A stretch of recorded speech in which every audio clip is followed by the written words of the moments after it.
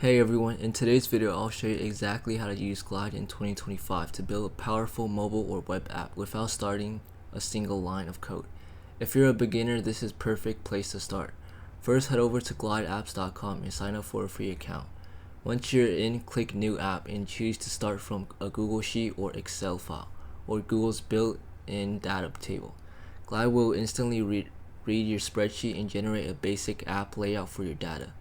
Now the fun part, designing your app. You can customize how each tab looks, like turning a list of names into directory or turning rows into user profiles. Next, head over to the data editor. Here you can add logic, computed columns, filters, or visibility rules to make your app dynamic. You can also add it to Glide's built-in user authentication so users can log in with their email. Once your app looks and function the way you want, hit publish to get a live link. You can share it immediately, embed it on a site, or even connect a custom domain on paid plans. That's it. If this video helped, be sure to subscribe and like.